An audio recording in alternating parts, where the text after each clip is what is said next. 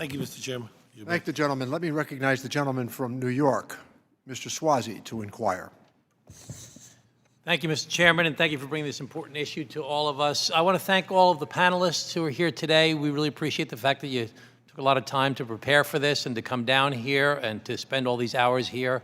We're very grateful to you for your help with this. I think we first would start that we all recognize, all of the witnesses, there's a problem in America, right? Does everybody agree with that? Ms. London, Ms. Rollet, problem in this country? I don't think you'd find a woman in this country that would disagree with that. So would you agree with that, Ms. Manning? There's a big problem? I would say there's a problem, but it's not a universal problem. Okay, so let me just point out a couple different facts. There's only 2 countries in the world that don't provide a guarantee for paid maternity leave: the United States of America and Papua New Guinea.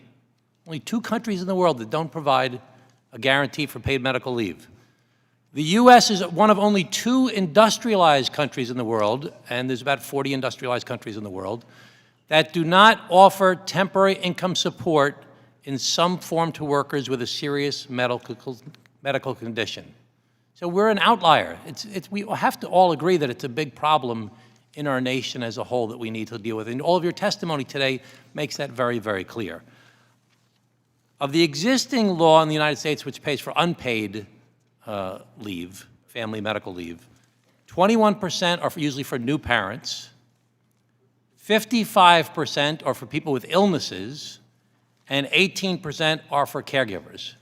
So, you know, this resonates a lot with me. I grew up in a house. All 4 of my grandparents lived in my house. 3 were very sick. My mother did most of the work. We did the work. I did the work as well, taking care of my parents, my grandparents. My parents, as a result, got home health care insurance, long-term health care insurance. They died recently. They were 95 and 93. They had home health care aides. But the whole idea of the sandwich generation, and I know that Ms. Sanchez mentioned before that I call it the panini generation because it's kind of, you know, squashed down. It's got cheese and it's all melted. It's really messy.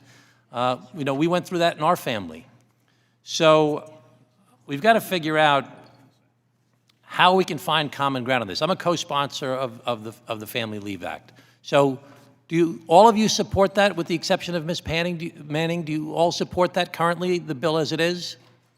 Are there any improvements that you'd like to see, Ms. Szabo?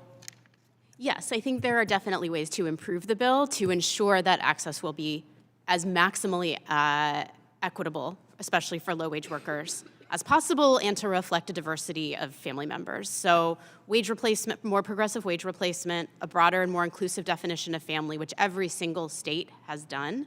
New York State is very progressive on this. We just passed a pretty big law on this in 2016. Yes, and wage replacement, I already talked about wage replacement. Some employment protections that are strengthened from the bill, ideally full job protection. I think also eligibility rules, because of the public employees that are carved out of Social Security. I think we want to make sure that public employees like the school teacher parents that members have talked about here are included.